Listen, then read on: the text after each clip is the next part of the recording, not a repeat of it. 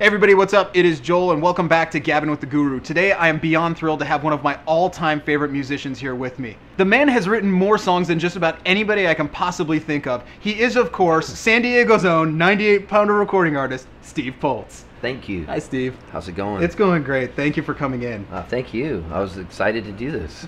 What are your earliest memories of music? Probably watching the Beatles for the first time on the Ed Sullivan Show and getting to stay up late enough to do it. My parents wanted me to go to sleep, and I remember crawling back out of my room and just going, yeah, and hearing my dad say, "Look at that dumb hair." Like, that was his quote. That's stupid. And me just going, this is so cool. So when did you kind of come to music formally, playing and writing? Well, my uncle took me to see this classical guitarist named Julian Bream at the Hollywood Bowl, and I think it was like 1966. And I fell in love with the classical guitar, and I said, that's what I want to learn. So I learned to play classical guitar, and my uncle was a classical pianist, and I would be in his music recitals singing. I would play the part of Oliver. I would do parts from Fiddler on the Roof, Cabaret.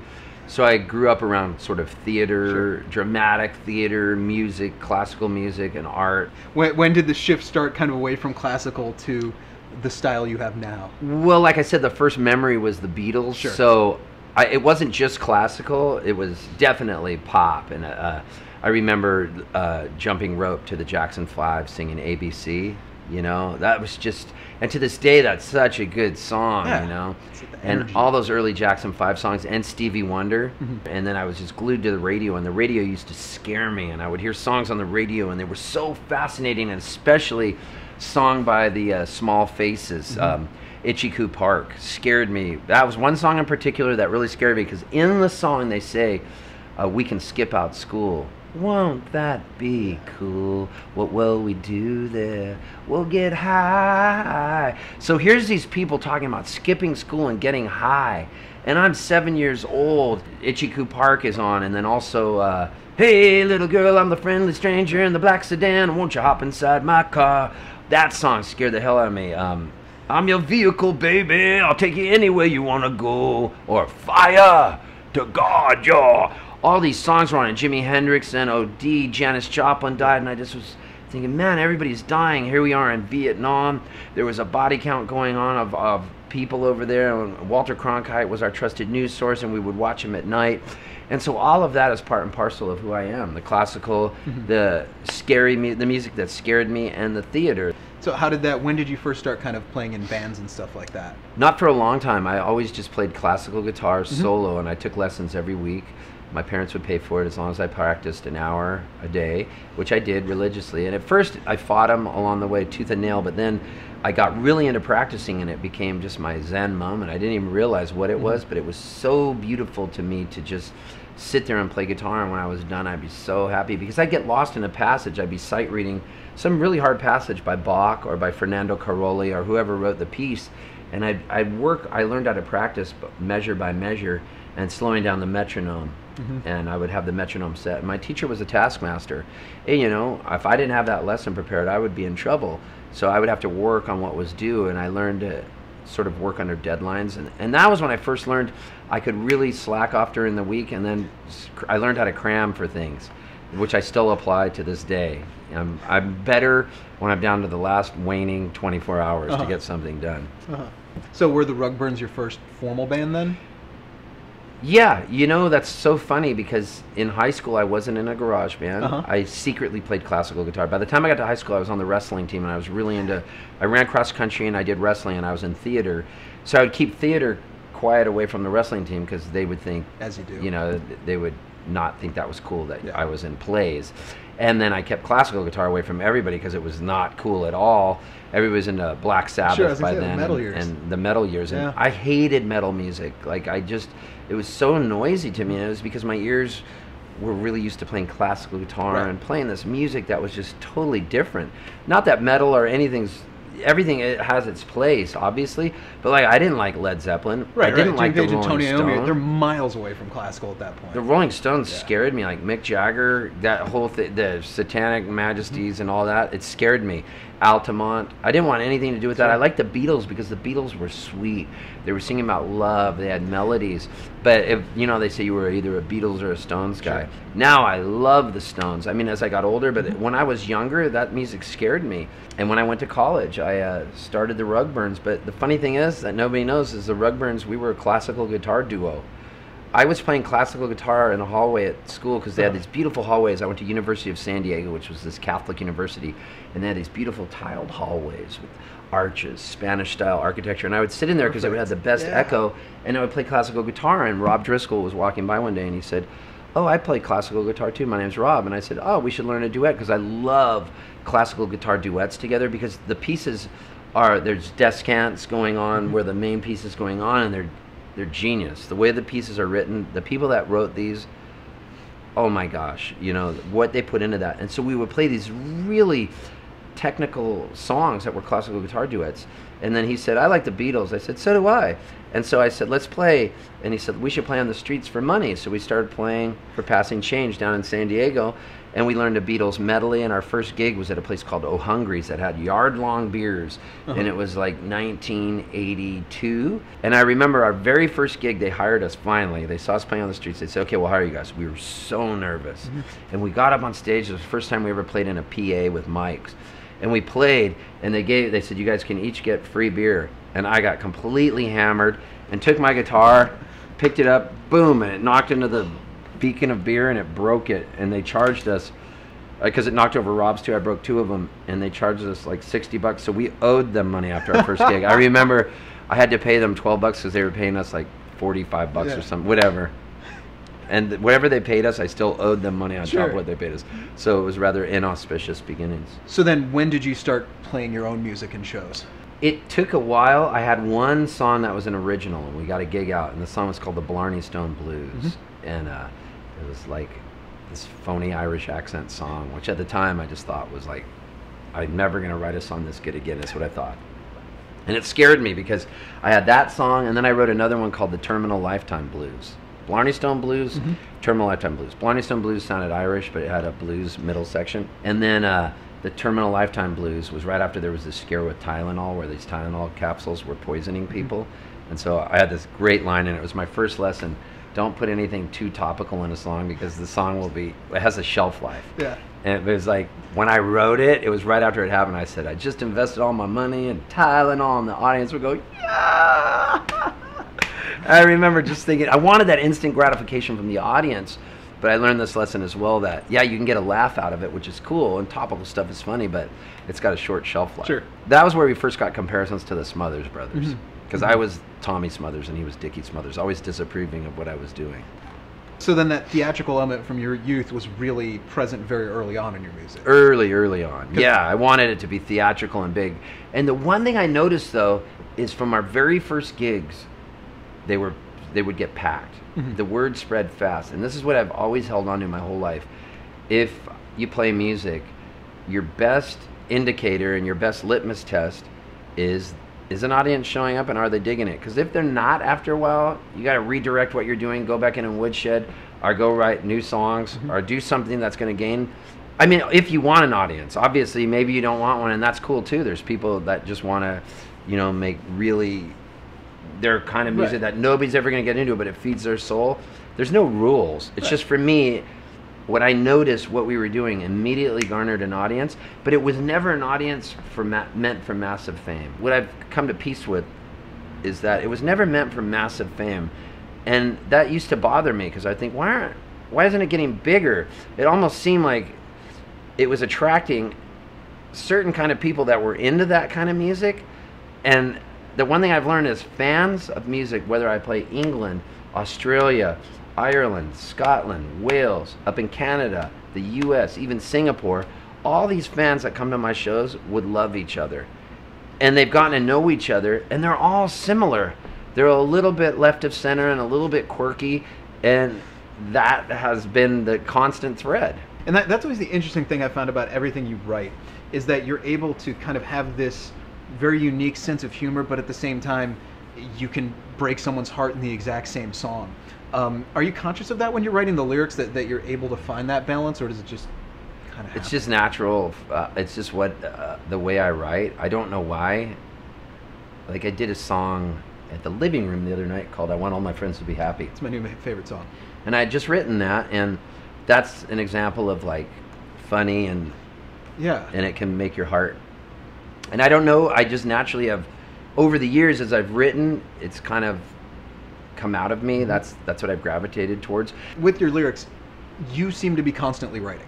Like I don't remember in the 20 years I've been seeing you live, I can't remember any show where there wasn't some song going, oh, it's a new song, I guess. What is your secret? You're always writing, it seems. I get bored fast, and so every show has to be different. And there's some standard songs that get done a lot, but there's always got to be something new in the set to scare me that I might not know, or I have to try something new that is a little bit, it might not work. I need to know something might not work because it makes me nervous, and then my body makes a drug, the adrenaline drug, which makes the show better. And the earlier I can be stupid in a show, the better off the show's going to be, because it's like I'm laying down the gauntlet. And so I'm just thinking, I start sweating. I think, how am I going to get out of this mess I've created for myself? Well, how much of your set list each night do you actually plan? Is there anything, or just nothing? You get out there and whatever? Well, what I do is this. I picture a show, number one, as there's a string from me to the audience, and I can't let the string start sagging too much. So I have to keep the string taut. And then I also think, when I go out there, that I'm like Peyton Manning. And so I'm dropping back and I'm reading the defense and I'm going, uh-oh, it's a pass rush. I've got to get rid of this ball fast. Or I'm reading the defense, I'm thinking, I can pass deep. Oh, I got to hand this off. I'm going to run. So I'm making adjustments, almost like Arnold Schwarzenegger does in The Terminator, where he has 3 possible answers in the first Terminator. He goes, yes, no, maybe, F you. So my mind works like that. So when I'm playing one song, if I see somebody in the audience going, or somebody just kind of looking down, you can tell they're not into it. I'm like, uh-oh, can't lose anybody. So I'm looking around, I'm reading them, and my mind went, do-do-do-do-do. So I'm singing the song on automatic pilot. I'm still feeling it. So half of my body's singing the song, and I'm still able to sing it, play it, the hand motions on this side. So I could be playing the song, and I'm thinking, as I'm playing the song, I'm going.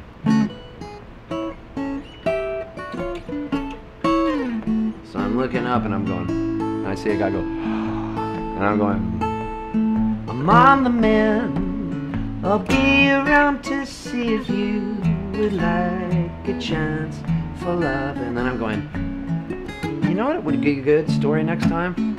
I gotta talk about the plane I was on, I'm thinking. So I'm singing the song, and I know when I get off, I know what I'm gonna go into. I'm gonna tell a story about blah, blah, blah. Or I'm gonna do this other song, and I'm gonna tell the story about how the song was written. And so that's how the show works for me. The show writes itself while it's happening, so it's a living, breathing organism. This is why longer shows are better for me, because sometimes I don't hit my stride till later, because at first I'm just going, I gotta feel out the audience. I have no clue what I'm starting with, and I've got to see what this crowd's like, what kind of mood are they in, and I can read them and I can feel energy of a crowd. It's kind of like you can't just go out with somebody on a first date and just instantly start making out. You gotta like slowly hold the hand, take the audience, and the audience is a first date. And by the end of the show, anything's going. Like you're just like having crazy sex with the audience. The audience is like yours, and you can get people to do things that they never would do at the beginning of a show, nor would they ever do as a human being, or chant things, because you've taken them over the edge. But there's a time for everything, so you can't just come right out and do some really crude song. You have to first get them to be on your team and to commit to you, because once they commit to you, they've already admitted they're on your side. They don't want to admit they're wrong. Have they made a bad choice? Unless you take it so far the line, they just go, okay, this is too much, which I've done, and these are lessons you learn. But what you want to do is seduce that audience and get them to fall in love, and then have them do shit they never thought they would do. With that, I mean, I've seen you play. I think the longest I've seen you play was probably about 4.5 hours. What's the longest show you've ever done? One night I played at Java Joe's in San Diego, which is where Jason Mraz got his start, where Jewel got her start. It was in OB, and for some reason I got up there and I started playing, and I said, wow, I've been playing 4 hours, and people hadn't left yet. I go, you guys are still here? Because I did a 2-hour set, I took a break, I did another 2-hour set. Maybe a couple people left, but it was packed. I said, I'm laying down the gauntlet. I'm not going to stop playing until everybody in this room is gone. And Java Joe's never had a time limit, because it was not an alcohol bar, it was a coffee house. So I'm playing on stage, and I say this after 4 hours, and I realize, uh-oh, they're not leaving. Slowly but surely, people are finally, I got to get out of here. My manager at the time who was managing the Rugburns, Bob Duffy, left. He was so mad at me, I remember, because he used to say, Steve, there's a beginning, there's a middle, and there's an end to a show. And this is why, that's the crux of why I'm unmanageable and why I don't have a manager, because the manager always tried to control me, and once somebody tries to do that, I'm a wild animal, and you're not going to corral me in. So I was playing, and the show went on and on. I think it went for 8 hours. I was like doing a filibuster. I was like Jimmy Stewart in Mr. Smith Goes to Washington, where I'm like, well, I'm going to march down to Washington, D.C. and tell those yahoos exactly what I think. I think that's right. Don't you think so, Mary? So I'm up on stage just going on rants, playing songs that I didn't even know I knew anymore, doing cover songs, every song I could think of.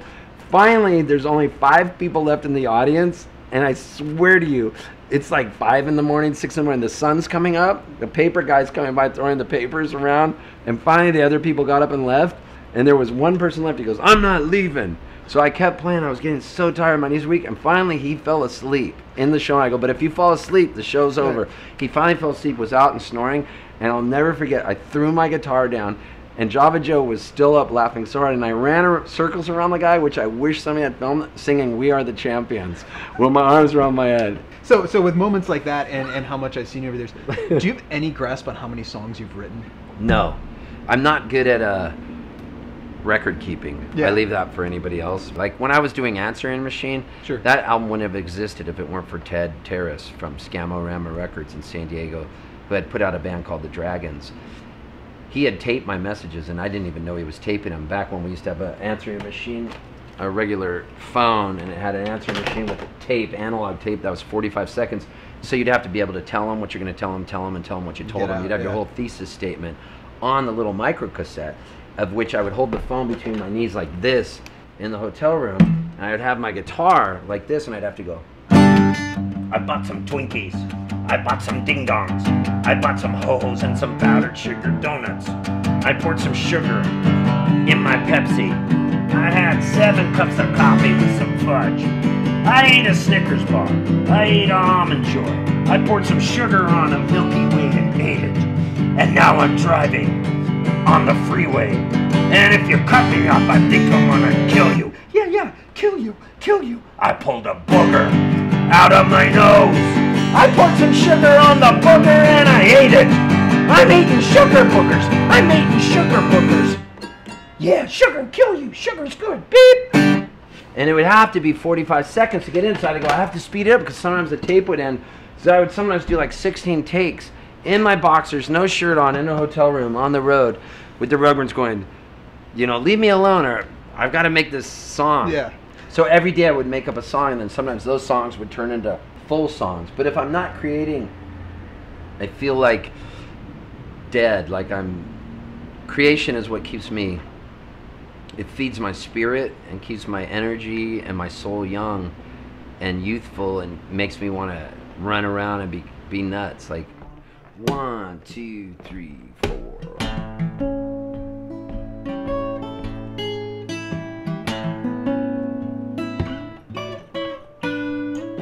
Please believe me when I say it's a crazy, crazy world out there, and I've got to get away. But there are dangers waiting behind every curve, wild things abating me, just hoping that I swerve. They say 1 for me and 5 for them. I'm just trying to survive and find a friend. People stare and animals just laugh.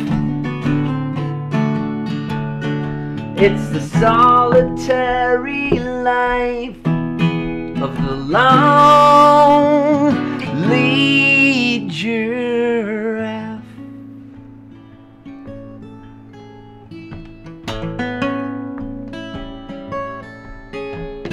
Hey Mom, I know sometimes I get lost, but I got mountains to walk along and rivers to cross, and I've got leaves to eat and pretty girls to date. Well, I try to love the whole wide world, but some are out to hate. Say one for me and five for them. The view up here's so high it's hard to find a friend. People stare and animals just laugh. It's a solitary life of the lonely giraffe.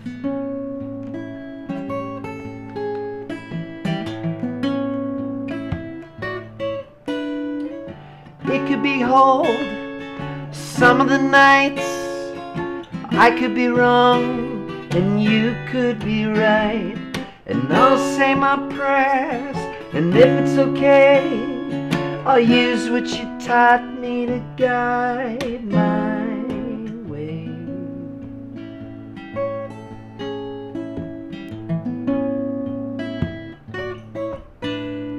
Hey Dad, I know I'll be gone for a while, but there's hyenas chasing me and lions by the mile, and there are hunters with guns trying to get me in their sights. Well, I miss you guys so much.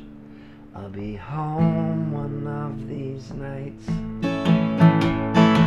Say one for me and five for them. The view up here's so high, I'm trying to find a friend. And people stare and animals just laugh. It's a solitary life